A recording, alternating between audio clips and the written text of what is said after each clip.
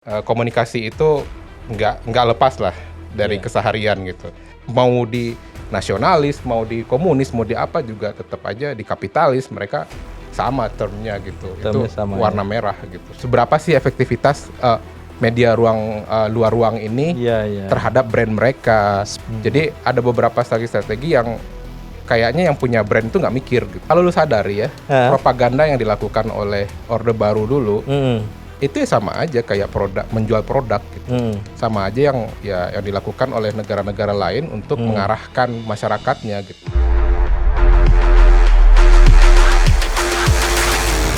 Halo sahabat OMB, obrolan Bajunda.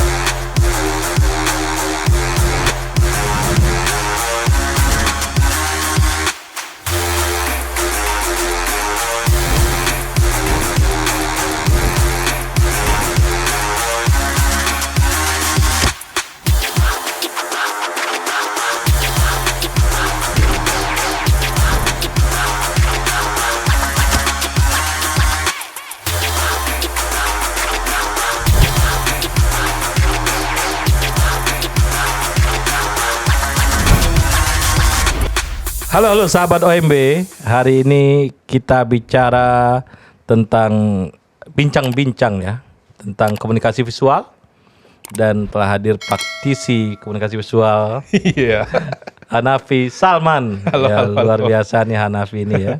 Jadi masabnya masab Hanafi ya, walaupun sehari-hari Masabnya sama masab Salman.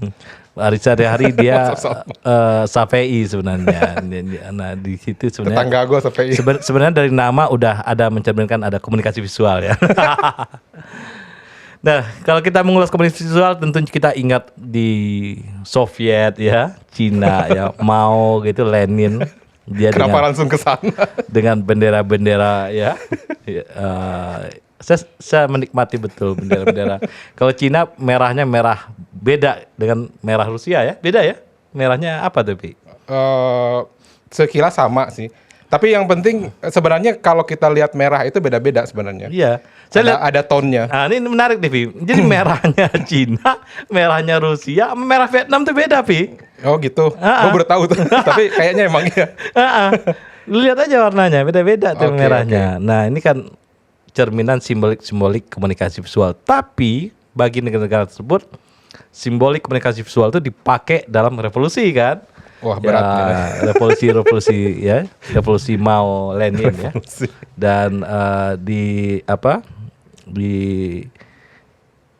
Vietnam apa Bi? Vietcong. Bukan Vietcong loh. Si tokohnya siapa namanya? Ho Chi Minh. Ho Chi Minh ya, Uncle Ho Chi Minh ya. Nah, Uncle Ho Chi Minh juga membangun komunikasi visual di situ. Dan di Gerakan 98 ya. Ini hari ini juga ada penonton Rike Setiawati dengan setia menonton di angka ini ya, apa namanya Bi? Telapak tangan ya. Ya logo tangan sih. Logo tangan. Reformasi tangan. Reformasi tangan ya. Dan komunikasi itu kuat untuk menyatakan sesuatu ya. Oke. Untuk lebih mendalami komunikasi visual dalam masyarakat, silakan Bung Hanafi, apa nih yang jadi konsep dasarnya apa sebenarnya komunikasi visual ini? Jadi tadi Bung Meldi sudah nyerempet langsung ke gaya-gaya kekirian dan komunis gitu ya. Tapi kita sekarang ngebahasnya secara ilmu aja ya. Ilmu, bukan secara paham. Kalau paham kan itu masih diperdebatkan lah gitu ya. Jadi sebenarnya kalau yang kita tahu ya, yang saya tahu juga gitu ya, bahwa dalam kehidupan praktis sekarang gitu ya, komunikasi itu nggak lepas lah dari keseharian gitu. Jadi pada dasarnya apa yang dilakukan sekarang dulu itu sebenarnya bentuk komunikasi gitu ya. Ada yang verbal, ada yang non verbal. Jadi tadi kalau Bung Meldi membahas itu lebih ke non verbal mungkin ya. Itu non verbal. Non verbal, jadi lebih ke simbol, lebih ke apakah itu dalam bentuk poster, logo segala macam, banyak turunannya gitu. Nah kalau zaman dulu mungkin kalau orang purba ya kita tahu ya. Ini mulainya dari purba nih. Lama nih ceritanya. Sebelum revolusi Rusia dan itu. Ini panjang ceritanya. Ayo silakan. Ya kalau kita lihat kan di gua juga kan memakai itu ya. Ketika awalnya mereka berkomunikasi secara verbal gitu ya. Secara verbal lewat bahasa. Lalu mereka menemukan bahwa oh ternyata bisa nih dinding gua bisa dilukis gitu ya. Secara ringkasnya seperti itu, lalu mereka menggunakan apakah darah ternak atau apa segala macam, lalu mereka mencoba untuk merekam peristiwa-peristiwa yang dekat dengan mereka gitu ya. Makanya kalau kita lihat di gua-gua itu ada hal-hal pasti yang dekat dengan mereka pasti banyak sekali gambar-gambar ternak gitu ya, gambar-gambar binatang, karena kehidupan mereka nggak jauh dari itu, berburu dan segala macam. Nah, sampai ke kita langsung ke saat sekarang gitu, bahwa dunia modern juga sama, bahwa komunikasi visual itu juga dipakai sampai sekarang gitu, dan bentuknya sangat beragam sekarang. Mulai dari revolusi visual itu kan kerasa banget revolusinya ketika TV ditemukan. Itu kan kayak visual itu serasa diulang tahunin gitu ya. Dulu orang hanya terbatas pada poster gitu ya. Kalau poster kan sebenarnya penyebarannya juga harus manual ya, satu-satu ya, seperti yang waktu kita lakukan di waktu 98 gitu kan ya, satu-satu karena media mainstream waktu itu nggak mungkin. Ya, itu juga salah satu penyebabnya kenapa akhirnya balik lagi ke media-media yang boleh dibilang itu media-media yang bukan TV gitu ya, zaman 98 itu, karena media TV sudah dikuasai oleh waktu itu kan sama Orde Baru gitu. Jadi akhirnya kita pakai lagi media-media yang sebenarnya udah lama dipakai oleh revolusi sebelumnya gitu ya. Apakah itu di Prancis atau di di Rusia, di Cina itu kan memakai poster dan pendekatannya baligo gitu.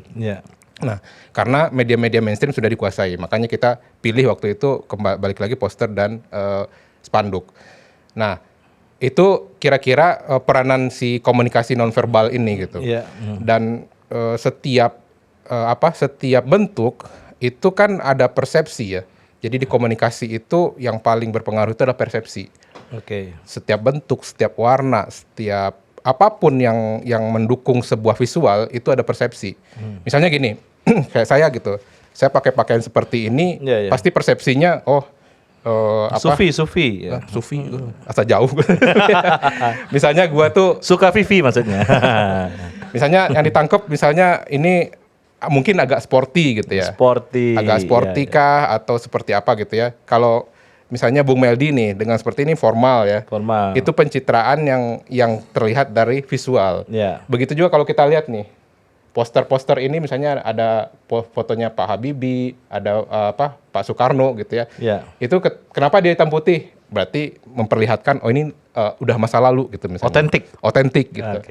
Pak Habibie kenapa berwarna dan high res gitu? Berarti ini mewakili zaman sekarang misal gitu. Ada lebih tua, lebih ke kelukisan gitu ya. Itu adalah yang mendukung elemen-elemen visual gitu. Jadi dan itu sebenarnya disebutnya juga pencitraan kali ya. Pencitraan image citra yang ingin dibangun apa. Nah, hubungannya nanti sama semiotik. Jadi semiotik itu kan ya nggak terlalu dalam sih, jangan pusing. Semiotik itu persepsi yang mungkin disepakati gitu ya. Tapi sebenarnya enggak juga gitu. Tapi cenderung disepakati. Kalau orang udah pakai celana pendek misalnya, lalu dia pakai kaos, terus pakai sepatu kets misalnya, ini pasti sporty. Tapi orang nggak tahu, ternyata dia larinya cuman 10 menit, habis itu kita nggak tahu asli. Tapi setidaknya apa yang kita lihat itu adalah pencitraan dia sebagai seorang yang sporty gitu. Nah, ini kadang-kadang bisa direkayasa, bisa juga apa adanya gitu.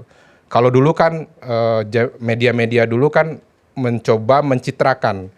Jadi kalau zaman dulu kan kalau teman saya bilang semenjak meninggalnya Michael Jackson gitu ya. Michael Jackson nggak ada, berarti King of Pop tuh udah nggak ada. Nah, begitu King of Pop ini meninggal, berarti rajanya udah nggak ada gitu. Dan itu menurut saya secara pengamatan juga benar. Sekarang coba lihat siapa yang bisa menjadi mainstream dalam musik pop aja. Susah sekali kita mencari. Susah mencarinya. Karena memang eranya sekarang udah era yang sangat semua itu konteksnya apa gitu. Kalau dulu saya sempat belajar tentang gaya hidup zaman Pak Yasraf itu yang namanya subculture, itu benar-benar subculture gitu. Jadi dia di bawah culture yang umum, sub gitu ya, di bawah gitu. Jadi misalnya kayak anak punk dulu. itu mereka secara komunitas nggak gede. Yeah. Mereka tuh cuman ya di Inggris gitu. Lalu ada Ini Inggris nih Pang nih, Bing. Ya di Inggris kan awalnya gitu kan ya. Nah di Inggris karena ada waktu itu kan industrialisasi Inggris, banyak sekali buruh-buruh gitu. Nah buruh-buruh ini mereka tidak punya saluran. Jadi mereka kan dengan tingkat pendidikan yang seadanya gitu. Lalu mereka membuat sebuah kultur gitu ya, kultur punk itu dari situ. Mereka itu antitesis sih. Jadi kesehariannya udah sangat rutin gitu di pabrik. Counter culture ya? Counter culture. Lalu mereka di luar, mereka berusaha untuk membebaskan dirinya gitu.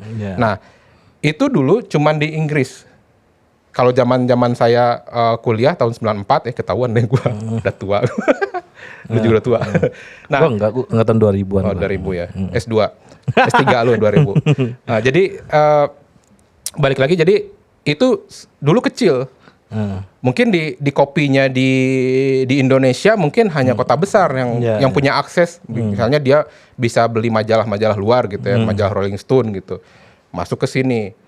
Gua yang di daerah waktu itu, gua masih di Bukit Tinggi, gua nggak kenal tuh punk itu seperti apa gitu.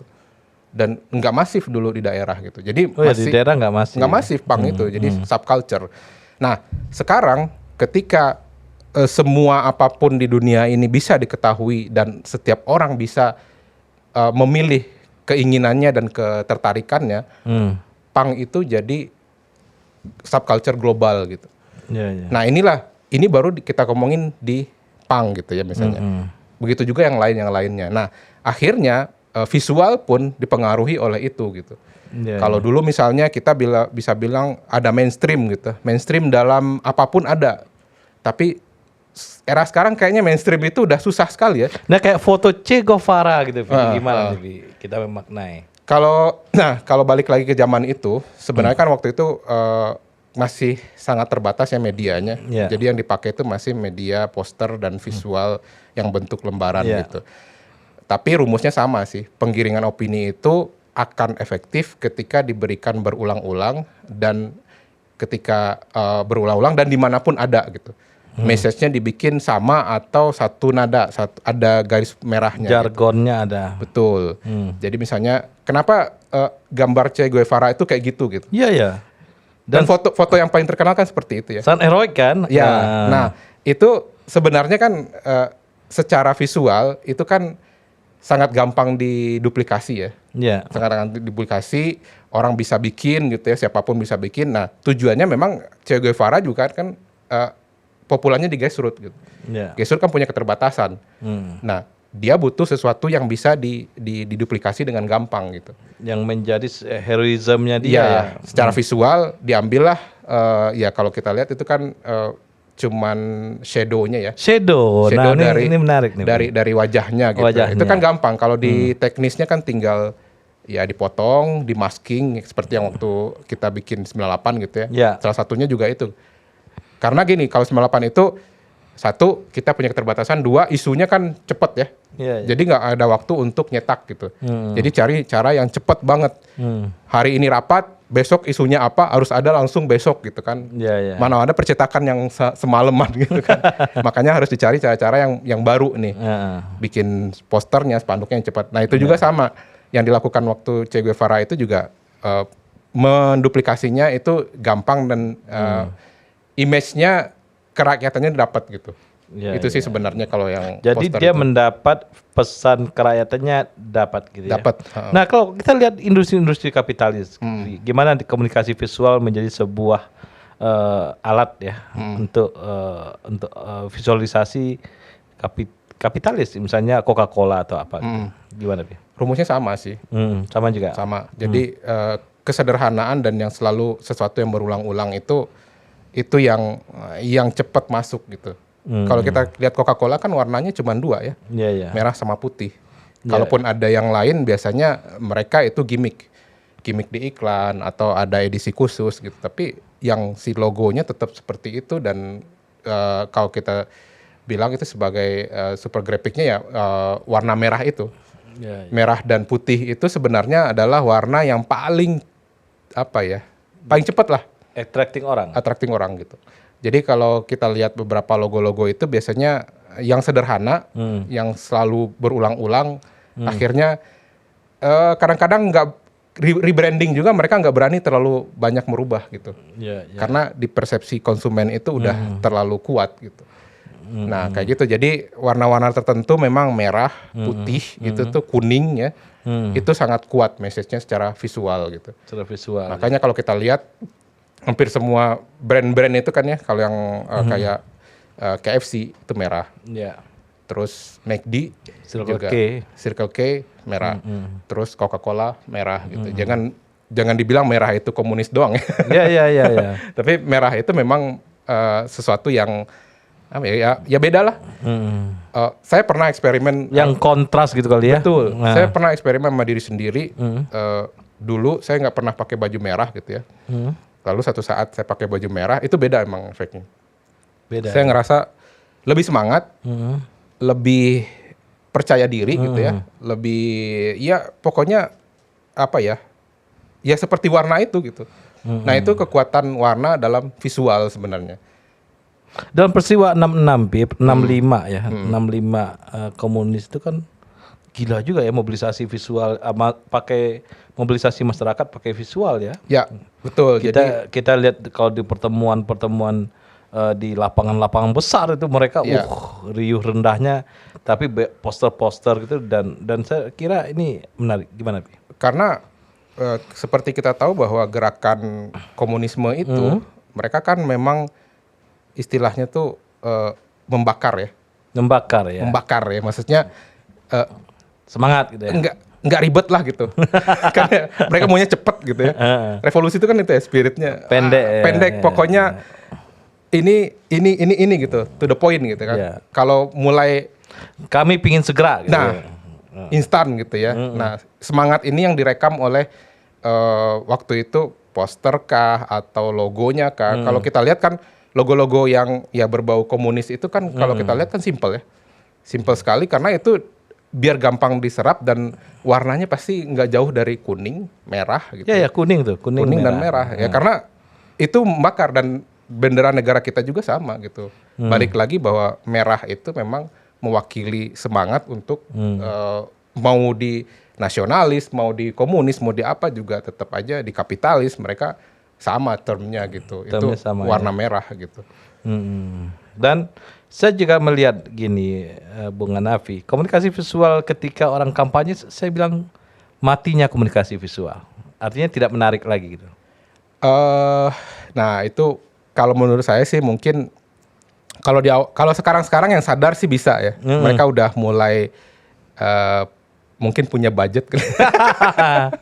Udah punya budget dan sadar bahwa itu harus diberesin gitu. Akhirnya mereka mungkin mencari agensi politik atau apa untuk membereskan hal-hal visual seperti itu. Karena itu berhubungan dengan image yang akan dia tampilkan. Tapi sebenarnya kalau di politik itu saya rasa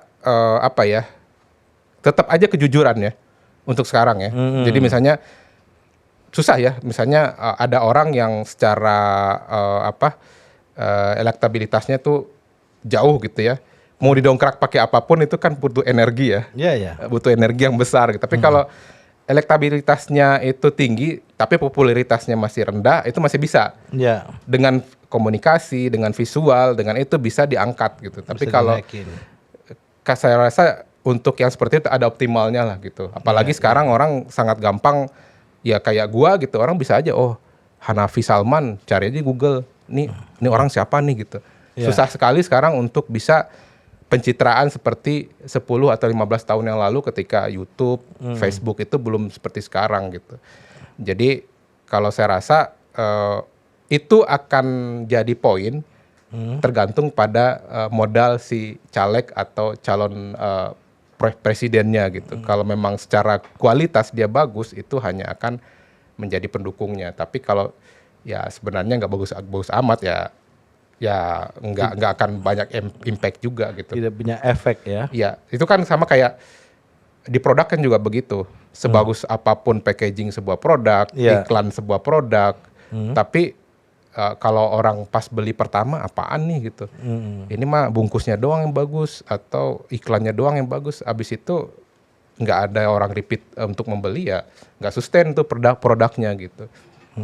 Kapan komunikasi visual tuh akan dianggap sampah visual, Vi? Nah ini agak berat ya pertanyaan. Jadi kalau sampah visual itu ketika nggak efektif lagi gitu. Tidak ada pesannya udah nggak, udah Ya, lah. misalnya gini, pernah nggak menemui sebuah perempatan jalan yang terlalu banyak baligo? Ya kita udah gitu ya. Iya. Nah di situ berarti udah jenuh gitu. Jenuh ya. Saatnya misalnya yang punya brand atau agensi gitu ya, biasanya kan diurus sama agensi, mencari alternatif lain gitu. Ini simpang dago nih, Pi. Banyak banget, Pi. Nah itu sebenarnya gini, banyak itu kan kalau yang saya tahu ya dari visual yang seperti itu harusnya diukur. Ya, ya. Nah banyak orang yang tidak mengukur itu. Seberapa sih efektivitas media luar ruang ini terhadap brand mereka? Space-nya nggak dibaca ya. Ya itu harusnya dianalisa. Maksudnya, oh susah nganalisa? Bisa, toolsnya ada. Ada ya. Ada toolsnya, kalau mau bisa dianalisa. Efektif nggak nih brand saya ditaruh di situ gitu? Atau mungkin lebih efektif misalnya lewat flyers kah? Atau cukup di misalnya TikTok kah? Nah itu nanti harus dibahas dulu. Ya. Ini segmennya apa? Dia mau kemana gitu? Jadi ada beberapa strategi yang kayaknya yang punya brand itu nggak mikir gitu. Dia cuman, pokoknya gue punya budget segini untuk media luar ruang itu, udah habisin aja gitu. Ya, ya. Bukan berarti media luar ruang ini nggak efektif di zaman digital seperti ini. Tetap efektif, tapi harus dikaji dulu. Ini yang mana nih yang cocok untuk konsumen saya dan brand saya gitu. Jadi kalau sampah visual tadi, ketika ya udah terlalu banyak di situ, jadi fokus orang tuh udah nggak lagi ke kontennya. Komunikasi visual ini bisa diganti nggak, Vi? Jadi komunikasi audio misalnya?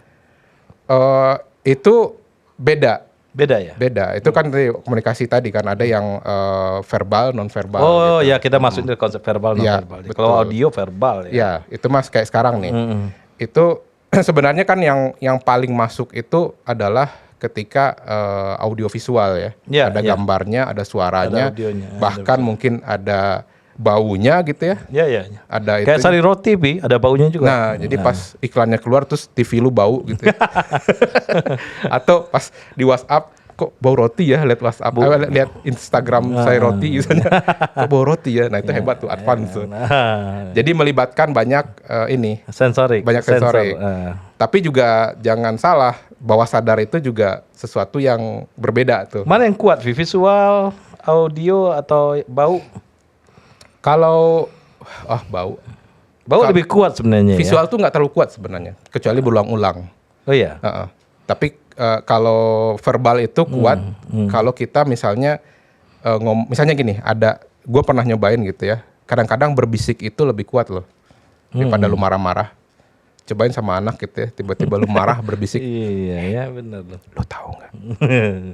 Mel, lu tahu nggak? Lu pay attention nggak kalau gue tiba-tiba suaranya merendah gitu? Jangan ngomongnya kayak ini ya, kayak preman pensiun terus ya, keras terus ya. Keras terus itu kan biasanya orang langsung nolak.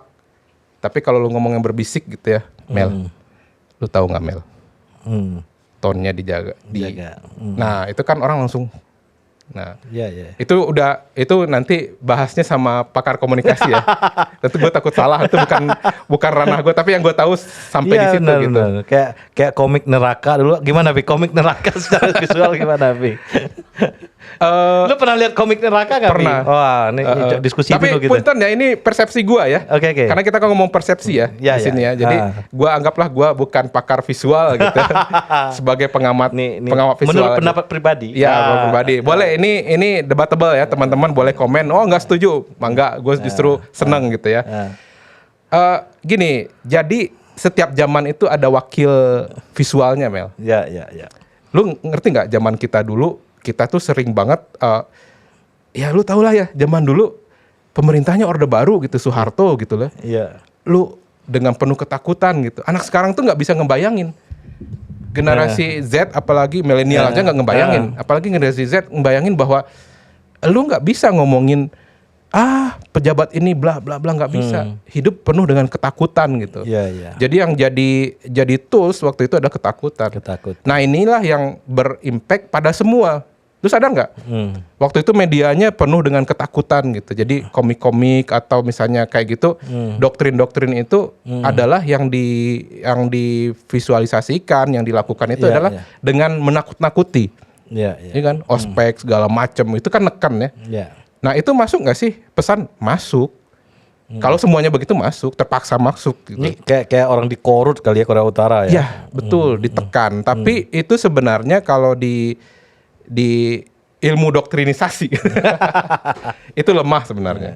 Sok sebang. Sekarang. Lemah itu Bi? Lemah. Coba sekarang, lu masih bisa masih bisa aware nggak sama misalnya lah nilai P4 itu kan bagus ya. Tapi lu mau nggak ikut lagi pendaftaran P4? Nggak mau kan? Nggak mau. Oke, gue nggak keberatan dengan nilai Pancasila, tapi cara memasukkannya seperti itu tuh kan aneh ya gitu ya. Aneh itu. Nah sekarang itu eranya beda lagi. Jadi memasukkan pesan itu nggak bisa lagi kita represif gitu. Nggak bisa lagi dipaksain harus begini nggak. Tapi diberi alternatif kalau sekarang kan. Orang akan memilih yang menurut dia relevan untuk dia, related sama dia gitu. Related dulu. Nah nanti baru di situ diarahkan. Nah biasanya begitu. Karena sekarang nggak ada lagi mainstream, nggak ada lagi misalnya ada yang suka K-pop gitu ya. Tapi banyak kok ibu-ibu yang nggak suka K-pop, ya kan? Kalau dulu mungkin semua suka nyukit, ya suka nyukit semuanya. Begitu Guns N' Roses, semuanya suka Guns N' Roses gitu. Zamannya seperti itu. Tapi sekarang nggak ada. Gua bisa aja suka Polyphia gitu. Lu nggak tahu kan Polyphia kan? Nggak tahu. Apa tuh Polyphia? Nah, lu nggak tahu. Gua bisa aja suka Alif Bata gitu ya. Lu nggak tahu? Alif Bata tahu gak? Nah, tahu kan lo ya. Nah, ya kan kalau dulu Polyphia itu bisa jadi kayak Metallica gitu. Semua orang tuh anak muda siapa sih nggak tahu Metallica. Tapi sekarang setelah Michael Jackson meninggal tidak ada lagi King of Pop. Oh iya. Kata teman gue. Jadi semuanya akan terbagi-bagi sesuai dengan subculture yang jadi culture yang sendiri gitu. Sendiri. Jadi lu akan ngelihat anak motor ya anak motor. Motornya apa nih? Vespa ya Vespa gitu. Bukan berarti mainstreamnya sekarang lagi Vespa, enggak. Mainstreamnya sekarang lagi Royal Enfield, enggak. Jadi gitu. Bintang sekarang makin banyak ya? Ya betul. Banyak bintang di langit ya? Betul. Kecuali Sri Bintang Pamungkas kali ya? Oh iya. Rempet wae. Oke. Nah sebenarnya banyak, kalau gue perhatiin ya tadi kita lihat sejarah gitu, kapitalisme juga ya. Kemudian juga dalam ini, misalnya dalam pembangunan itu kadang-kadang dipakai juga tuh kayak KB. Nah, gimana nih KB juga pakai kan, Bi? Iya. Dia pakai itu kan? Kalau lu sadari ya, propaganda yang dilakukan oleh Orde Baru dulu, itu sama aja kayak menjual produk gitu. Sama aja yang dilakukan oleh negara-negara lain untuk mengarahkan masyarakatnya gitu. Iya. Apalagi dulu medianya terbatas dan ada okupasi yang keras gitu. Jadi ada tuntunan yang diawasi oleh satu authority gitu. Iya. Ya itu banget gitu. Misalnya semua orang harus ikut KB gitu ya. Nggak boleh tuh. Ada aja yang satu misalnya ada ustadz gitu. KB haram, mana bisa langsung. Ilang, itu mah nggak hilang di Cikapundung. Hilang aja dulu mah. Ya hati-hati lu ngomong kayak gitu. Walaupun lu cuman gestur lu ngomong misalnya nggak setuju, gestur ya zaman dulu. Belum verbal gitu, gestur lu aja ngomong kayak gitu hilang. Di KUHP nggak ada gestur Bi ya? Nggak ada. Ya itulah hebatnya zaman itu ya. Gestur itu bisa dicurigai zaman dulu. Ya, ya kayak gitu. Jadi dulu itu kadang-kadang bukan konten visualnya yang penting. Mungkin logonya segi 5 gitu, standar pisan. Nah kalau ini pandemi kan butuh juga tuh komunikasi ya. Kita suka lihat TV kan. Dia brainwashing lah istilahnya ya, supaya orang hati-hati. Nah kalau pandemi ini menurut gua nggak tahu ya, gua merasa tertipu nggak sih? Lu merasa tertipu nggak sih sama pandemi? Gimana tertipunya Pi? Iya maksudnya emang harus gue tertipu tuh biasanya kalau duit gue berkurang tertipu kan? Nggak, maksudnya harus serius itu kah gitu ya? Maksudnya menghadapinya gitu ya? Ya nggak tahu ya, waktu itu gue juga deg-degan gitu ya. Tapi setelah dilalui gitu ya, ternyata nggak sehebat yang ditakutkan. Tapi gitu di Cina kan hebat, lo gimana? Ya itu pilihan mereka. Cina sampai sekarang nggak selesai itu urusan. Iya, karena mereka lockdownnya serius. Oh gitu ya. Kayak kita dong, lockdownnya nggak serius. Nggak serius, akhirnya kayak ini ya. Akhirnya kuat semua ya. Kita menuainya sekarang. Ketidakseriusan kita tuh dituai sekarang gitu, alhamdulillah gitu kan ya. Tubuhnya kuat semua ya. Dianggap kuat. Benar ya. Kita balik komunikasi visual tadi. Jangan jadi dokter lu, komunikasi visual. Oh iya, makanya lu sih ngarang-ngarang pandemi, gue juga bingung. Kalau pandemi itu sebenarnya kan message-nya satu, tapi medianya banyak. Jadi orang bisa lihat itu dikonsumsi di Facebook, bisa di mana gitu. Jadi justru yang gamang sekarang itu terlalu banyak isme dan terlalu banyak kayak yang bener gitu. Nah ini yang susah bagi orang sekarang gitu. Kan lu ketika pandemi kan banyak banget tuh. Yeah. Ada yang ngomong kayak gini, ada yang ngomong kayak gini, Lu mau yang mana kan gitu. Akhirnya kan ada yang ngomong, nggak ada tuh pandemi. Ada yang ngomong, wah ini gini. Ya bingung kan akhirnya, karena terlalu banyak. Jadi kalau dulu saluran itu satu, kalau sekarang saluran itu banyak dan bikin liar gitu. Yeah. Jadi ujungnya kebalikannya. Yeah. Kalau dulu kita takut karena represif, kalau sekarang kita takut karena banyak yang meragukan gitu. Ini gue mau yang mana nih gitu. Ya makanya ujung-ujungnya nih ya perlu ideologi sebenarnya. Nah, sampai pandemi sama ideologi ya, maksudnya gimana nih? Perlu ideologi untuk biar bisa lu survive di zaman ini. Terserah ideologi apa. Way of thinking. Ya, perlu ideologi yang harus lu pegang gitu. Terserah lu mau jadi apa, terserah gitu ya. Agnostik, beriman gitu ya. Kalau gue saranin beriman lah. Gitu. Beriman ya. Ya kalau yang lain terserah gitu. Janganlah ngomong itu deh, bukan ahli gue. Kacau nih. Itu mah nanti aja ngomongnya sama yang lain. Penyembah kardus gitu. Jadi di dunia ini pakai nggak? Dulu gue masih ingat nih ya.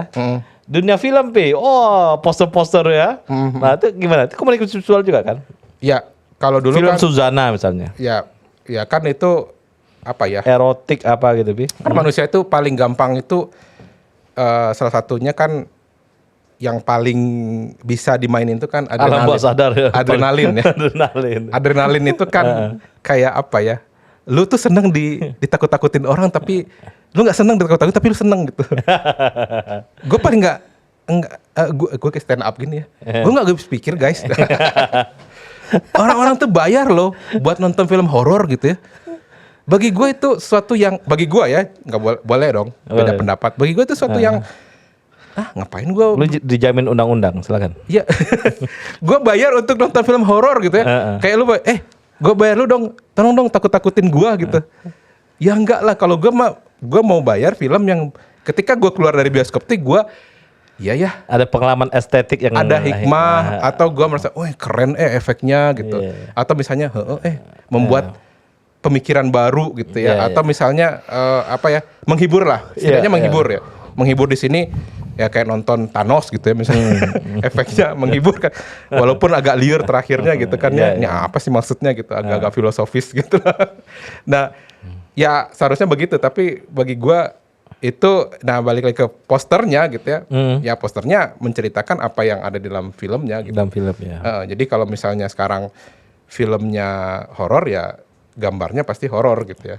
Kalau cek toko sebelah gambarnya komedi. Komedi. Gitu. Itu mah semiotik. Semiotik berarti ya. Semiotik. Jadi lo jual apa, giring orang ke situ gitu. Lo mau komunikasiin apa, giring ke sana gitu. Misalnya kayak gini nih. Ini kalau duduk kayak gini, orang susah untuk ngomong serius. Pasti ngomongnya nyantai. Pantas ya nyantai terus dari tadi. Iya. Nggak serius. Kalau lo mau serius, kursinya yang tinggi. Itu loh, yang tinggi. Yang mejanya tuh kayak meja bar tuh. Nah, terus ya kayak itu tuh kayak orangnya deket gitu. Nah itu kayak bisa di TV-TV lah ya. Yap, itu ngomong serius. Serius ya. Kalau lu mau elunya yang serius, orang yang jawabnya nggak serius, lu duduknya di atas, kayak Larry King tuh.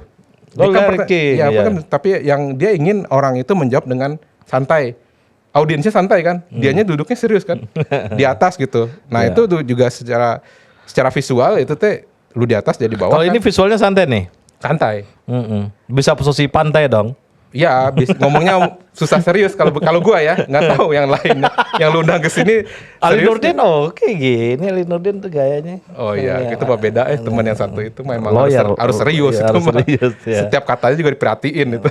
Oh gitu ya. Oh iya dong, lawyer kan gitu. Lawyer Udah ya. terbiasa gitu. Udah modal-modal gitu ya. Kalau stand up kan juga sama kayak lawyer, setiap katanya harus membuat orang tertawa gitu kan. Ya kalau gua yang gua pikirin aja gitu. Ya gitu. Nah, kayak roti kongguan Bi, yang 3 anak yang nggak ada bapaknya itu gimana tuh? Komunikasi visualnya apa tuh Bi? Itu mungkin dia tujuannya biar orang Apa tuh? brandingnya kuat kali ya. Bapaknya nggak ada Bi. Dari zaman bapaknya, anaknya, kakeknya, rotinya itu jadi anaknya tuh juga. Wah ini roti kakek gua nih gitu. Oh gitu ya. Jadi ini ya. Ya mungkin dia untuk melestarikan Kontinuitas ya. legacy gitu ya. Dan ya satu hal ya di komunikasi visual itu tuh ada apa ya yang nggak ketebak juga. Itu kan awalnya di apa ya diledekin ya. Tapi itu jadi promo dia juga gitu. Iya. Diledekin ini bapaknya mana gitu. Itu secara nggak langsung si kongguan itu. Tapi kan itu menancap tajam Bi yang itu tuh. Iya, gue nggak tahu apa itu rekayasanya kongguan gitu. Tapi setidaknya kongguan jadi naik lagi kan gitu. Jadi perhatian Gen Z gitu atau millennials yang nggak tahu. Naon sih kongguan gitu. Tiba-tiba ada, oh bapaknya nggak ada jadi permasalahan sampai sekarang gitu. Kayak rokok Ji Samsu juga kan kita nggak ngomong rokoknya ya. Komunikasi visual Ji Samsu juga sebenarnya aneh-aneh juga tuh ya. Ya mungkin itu. Nah ini gue ini sedikit ya menganalisa sedikit. Biasanya hal-hal yang berbau agak ada apa ya ediktiknya itu biasanya agak-agak klasik modelnya. Karena orang di situ sebenarnya loyalnya bukan sama brandnya tapi sama rasanya kan gitu ya. Iya. Kayak lu lihat ya maaf ngomong Jack Daniels gitu. Ya. Jack Daniels nggak ngerubah gitu ya, klasik gitu. Ya di Samsu juga yang untuk yang produk yang itunya nggak dirubah sama dia karena itu legacy gitu. Ada yang diingin disampaikan bahwa ini dari bapak lu nih ya, dari kakek lu, rokoknya ini nih. Nah yang dijual tuh itu. Kalau lu ingin jadi orang yang punya legacy gitu ya, ini nih gitu. Jadi itu beda tujuannya gitu. Ada tujuan-tujuan tertentu yang memang dipakai untuk produk-produk tertentu gitu. Walaupun sebenarnya kayak Coca-Cola juga sama, tapi Coca-Cola kan logonya tetap, tapi kan ada yang ngambil signature-nya ya, ada ya. Signature misalnya? Ya yang tadi itu yang Ji Samsu kan dia ngambil itu. Iya ngambil itunya. Yang kapal api kan ngambil itunya juga gitu aja. Dia bahwa kan sama ya orang yang suka kopi itu kan biasanya agak-agak fanatik ya. Kalau udah kopinya itu dia nggak mau pindah. Kalau udah misalnya udah Excelso gitu. Awal-awal mungkin dia nyari gitu ya, tapi Excelso kapal api gitu. Atau misalnya udah sama kopi aroma gitu ya, udah di situ aja gitu. Nah menarik nih komunikasi visual dalam masyarakat ini kan kita lihat tadi zaman Orde Baru macam-macam KB segala macam dan Orde Lama juga pakai produk-produk pakai ya. Nah dalam proses mencerdaskan bangsa ini pakai juga nggak Pi? Dia apa misalnya campaign tertentu? Sangat dipakai. Terutama zaman Orde Lama ya. Itu kan boleh dibilang semua iklan layanan masyarakat tuh. Baik di billboard, baik di mana itu kan memang dipakai sama pemerintah gitu. Dan bentuknya sama gitu kan. Logonya sama, apanya sama. Itu yang tadi teori kesamaan atau terus menerus gitu. Terus menerus itu yang membuat orang lama-lama tanpa ngelihat awalnya lu kan ngelihat logo KB itu kan begitu ya. Tanpa harus ada tulisan KB di situ, lu udah tahu bahwa itu ini keluarga berencana gitu. Termasuk juga narkoba ya. Narkoba pasti lambangnya itu. Betul. Jadi komunikasi visual yang bentuknya itu apakah logo atau apa itu tuh sebenarnya mempersingkat message. Jadi misalnya kalau orang harus bikin misalnya dalam kata-kata keluarga berencana Republik Indonesia misalnya zaman panjang itu. Panjang. Nah akhirnya harus disederhanakan icon. Itu juga yang terjadi misalnya kayak icon misalnya kayak produk kayak Nike gitu kan awalnya Nike sebelum dia terkenal gitu. Nike sepatu paling ringan sedunia misalnya gitu. Sepatu sport yang paling enak, bla bla bla. Orang belum tahu gitu. Tapi begitu orang udah ngerasain, ngelihat kayak gitu, orang udah tahu ekspektasi gua kalau beli Nike pasti A, B, C. Ekspektasi gua kalau beli Adidas pasti A, B, C. Apa beda Nike sama Adidas? Nah, itu dirasakan. Dirasakan oleh penggunanya. Nah, di sini jadi awalnya semuanya itu by function. Jadi awalnya yang ditawarkan tuh fungsi. Lu pakai Nike, sepatunya ringan, enak dipakai untuk olahraga. Oke, lama-lama dipromosiin, dibikin visual segala macam. Ada KOL-nya, ada Michael Jordan segala macam untuk membuat itu lebih manusiawi. Nah, akhirnya lu jadilah branding gitu ya. Singkat ceritanya jadi brand gitu, brand Nike. Nah, ketika apakah Nike semuanya itu seperti itu? Enggak juga kan? Ya, tapi karena udah brandnya, ya sudah. Ketika ada logo kayak gini, lu udah ekspektasinya Nike ini nih gitu. Nah, itu bisa jadi fungsi dan bisa jadi nanti lebih ke sesuatu yang persepsi. Persepsi ini kalau fungsi kan itu otak logik ya. Persepsi itu otak nggak logiknya. Nah, dua-dua ini yang ditawarkan oleh brand biasanya. Semuanya begitu. Kalau kita cuman jual fungsi, nggak sampai di situ doang. Tapi kalau kita jual juga misalnya persepsinya nih, branding gitu ya, orang akan loyal gitu. Itu beda lagi tuh nanti hubungannya sama branding. Wah, itu lebih panjang lagi tuh. Lebih panjang. Oke, pada dasarnya kan komunikasi visual ini kan untuk campaign ya, masyarakat supaya cepat dia mengambil intisari dari pesannya sehingga dia proses penyampaian pesannya cepat ya. Sahabat OMB, kita telah membahas komunikasi visual. Udah berapa lama? Dalam masyarakat tentunya banyak hal ya. Ini nggak kerasa. Nanya-nanya waktu ya. Dalam masyarakat, dan hari ini Hanafi telah menjelaskan ya pada kita semua, baik dalam rentang waktu, rentang sejarah, juga dalam rentang gaya hidup, produk dan macam-macam ya, advertising dan juga marketing dan banyak hal ya, juga ada dalam politik, dan cukup menjadi sebuah insight atau kita mengetahui sesuatu yang baru dalam bagaimana komunikasi visual bekerja. Sahabat OMB, inilah Hanafi Salman. Terima kasih.